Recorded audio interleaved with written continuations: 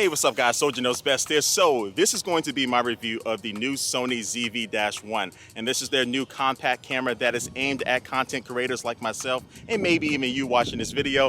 And so the video that you see right now and most of the video that you will see in this review from this camera will be shot in auto mode and at 4K up to 30 frames per second. But if you do 160p, you can go in 1080p. But I think the video looks pretty good, and I am using one of their new background defocusing effects here, so you should have a very nice blurry background with my big head in focus. So yeah, I'm going to have fun with this camera review, so let's go ahead and get right into it and take a look at the design of it. All right, so when you're talking about a pocket camera, the size is very important. So I don't have the latest Mark 7 of the RX100, but I do have the Mark 4 here that I got a few years ago. And so size-wise, this ZV-1 is a bigger camera as far as the overall footprint, and that is the case also too with the Mark 7, but this is lighter than this camera and the Mark 7 as well. So you're gonna get something that's not gonna be really heavy to hold, especially when you're trying to do selfies with this. And Sony has added a very substantial grip to the front of it that makes it a little bit easier to hold as well. And then also you have a thumb grip on the back. And so on the back you find the usual suspects when it comes to the button layout, and you still have that control wheel there to navigate the menus. And then also at the top you will notice a couple of things. So you do have a bigger recording button, so it's easier to hit. And then also on the front of the camera you will notice that that recording light is pretty bright, and it's nothing worse than thinking you're recording and you're not. So they made that easy to notice. And also at the top you will find a directional 3-capsule microphone, and I'll do a little test of that a little bit later. And then to the left of that you will find a multi-interface shoe, so you can put external microphones in there. And then also you can put the windscreen that comes inside of the box with this camera right there, and then now make sure your audio is good in a windy situation. And also on the right side of the camera, you will find HDMI out, you'll find a micro USB port, and also a microphone port, which is very important for this camera. And so on the RX100 lineup of cameras, they have this flip up LCD screen, which is okay if you don't have anything attached to this camera. But once you start mounting external microphones or maybe lights and different things, there's the potential for those to get in the way of the screen, and that defeats the purpose of it. But on this ZV-1, they do have that flip out LCD screen, which allows you to not have as much potential for things to get in the way.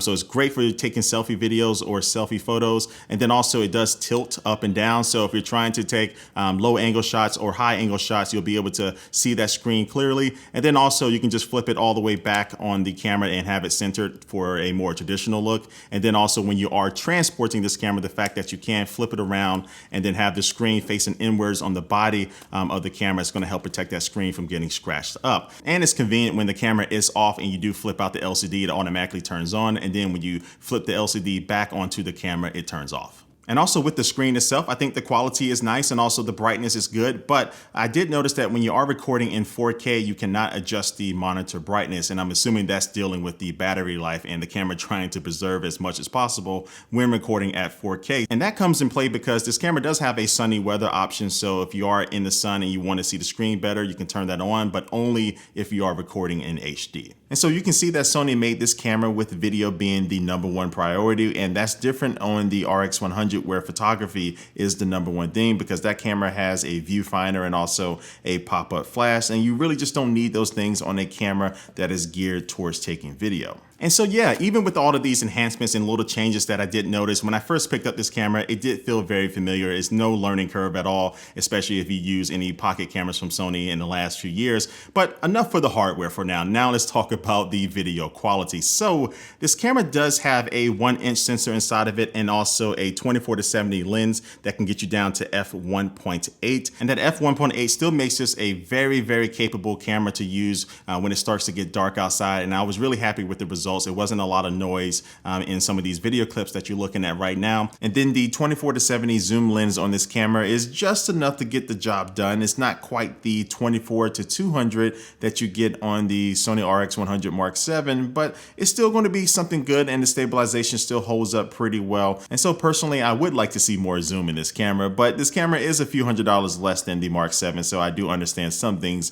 just aren't going to make the cut. And then with this focal length, I do feel that when you are using the camera in selfie mode, if you are trying to take vlogs and stuff like that, you still have some space around your face where you don't feel too cramped in. So yeah, I'm happy with all of that. But Sony also made some really useful enhancements to give you just more control over the video and how it looks. And one of those things is going to be this new background defocus mode. And so you have two modes to choose from, including clear and defocus. And you can see I'm swapping between the two in this video clip. And so of course, defocus is going to give you that nice, creamy, blurry bokeh. And that's really good because it does keep your subject in focus. And it did a really good job without looking too artificial, right? But to be honest with you, I actually really like the way the bokeh looks out of the camera in auto mode without turning on that background defocus mode. And that's just because this mode can be a little too much at times, not often. It didn't happen that much, but sometimes you may find it's just, a little too much depending on what subject that you're trying to capture and to keep in focus. But it is an awesome mode to have, and it can produce some really amazing results. And this background defocus mode also benefits from the camera having a fantastic autofocus system.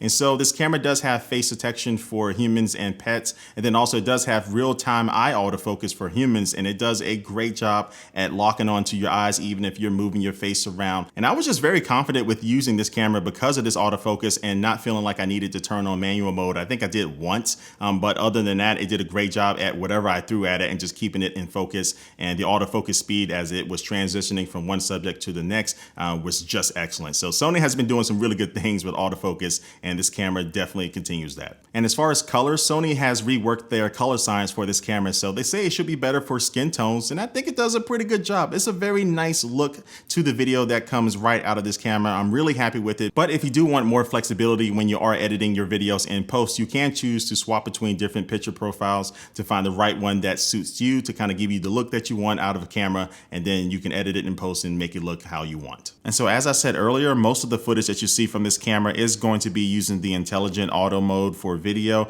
And then I'm really happy with it. But again, I'm going to be mostly using this camera as something as a run and gun, and then something that just can kind of give me some really good quality without a lot of work. But of course you can go into manual mode and then also take advantage of the ND filter that's inside of this camera and different things like that to really dial in your image. But for what I see right now with the video coming out of this camera, in the skies, you can see that it can be overexposed at times and things like that can kind of maybe bother some people. But for me, I'm really happy with what I'm getting with this, especially that background blur option to be able to really cut your subject out from the background. And now I'm running at a light jog here in jeans and a long jacket here in the middle of the park when it's about 75, 80 degrees. But anyway, here's a test of the stabilization. And this camera does have Sony Steady Shot inside of it. So you may not want to do it for things like this, but I think just for normal walking around and stuff like that, the stabilization should be pretty good.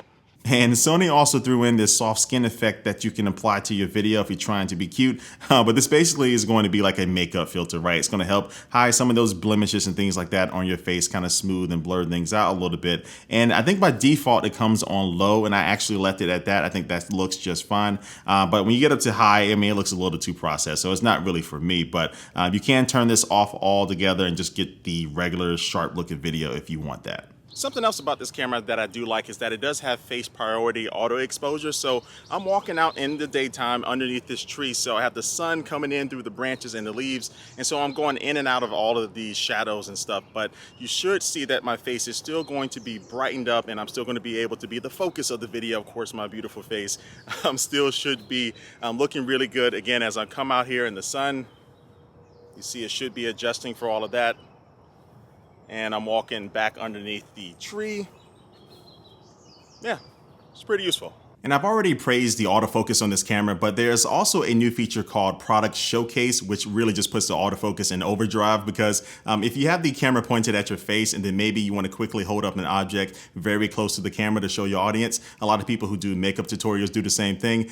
It will quickly catch focus onto that object, whether it's big or small. And so this prevents people from having to put their hand behind that object that you may have seen. So yeah, if you want to really kind of like make sure your audience can see what you you want them to see in focus, this setting is definitely going to be able to handle that. And so it's really easy to get some really good looking video just using this camera as is, but Sony is also selling a vlogger accessory kit. And so this kit will include their shooting wireless remote commander grip. Yeah, that's a mouthful. And then also to a 64GB SD card inside of it. So you can just buy this grip separately if you just wanted to. They already sell it. But the great thing about this grip is that it also acts as a tripod.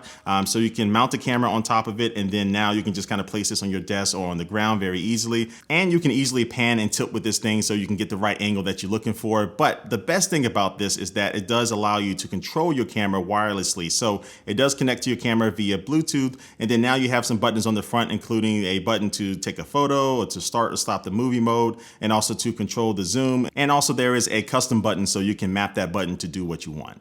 Okay, so it looks like it's about to rain, so let me go ahead and get this portion of the video done. And I'm gonna put on this windscreen here because it's starting to get a little windy. So let me place this on.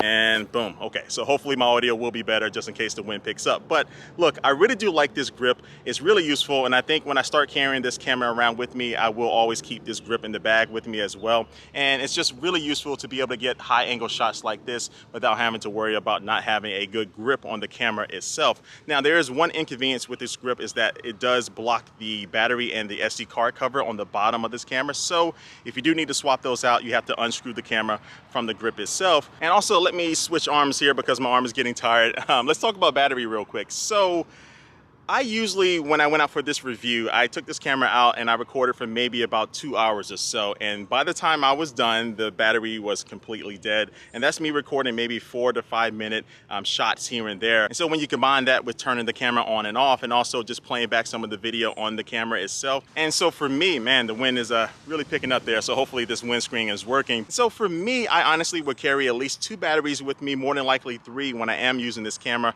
And also 2, by default, this camera will be shutting itself off after 5 minutes of continuous recording at 4K. Now, there is no actual 4K recording limit on this camera. That's just happening because the temperature of the camera is getting too hot. Now, you can go into the settings and turn that from standard and go up to high. So now it will have a little bit more of a tolerance as far as the temperature of the camera. And now you should be able to record most of the time as long as you want without having to worry about the recording stopping at any point. All right, so now is a test of just some of the low light capabilities of this camera. It's about, I don't know, about 7 p.m. out here in St. Louis, and you can see that the sun is going down. And here is a look at how it handles this type of lighting condition. And also the microphone on this camera is going to be geared towards capturing audio from in front of it. So if you're doing something like this in selfie mode, it's going to be great for that. But when you do turn it around, you can see that the audio does take a little bit of a hit. But fear not, because this camera does have a 3.5mm microphone input. So you can plug in an external microphone or something like a lavalier system like the Rode Video Mic Go, which is pretty awesome. And let me switch to that.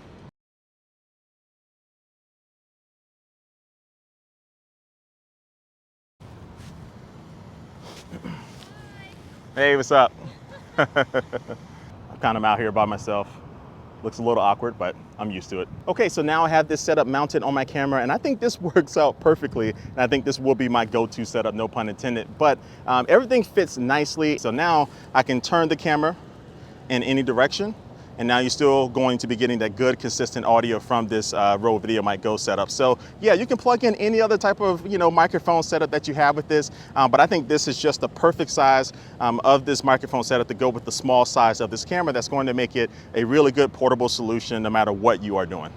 And so, man, look, you throw in the fact that this camera can record slow motion video up to 960 frames per second, and the fact that Sony will be pushing out an update in a few months that will allow you to use this as a webcam. You just have to plug it in via a micro USB cable. And I do wish that this did have a USB-C, but I guess you can't get everything. But look, I think this is going to be a great content creator camera, right? But I think that the main thing for this camera and what it does for me is that it allows me not to have to carry my DSLR with me everywhere, because I'm really happy with the video quality that you can get from this. And then also too, for those times where I would be normally fine with using my smartphone for video, this kind of just makes sense for me to use this instead, because it's still small, it's still compact, and it will fit in my bag and not take up a lot of space. And then if you are just new to this content creator game and you don't want to spend a lot of money, but you want something that's easy to use. This is gonna fit nicely. So the regular price for this is $799, and I think if you buy it within the first couple of weeks of it coming out, it will be only $749. And I think it comes out in, let me make sure, on June 11th. So it comes out on June 11th,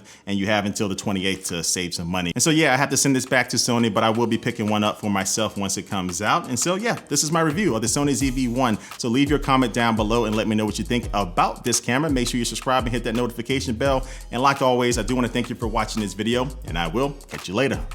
Peace.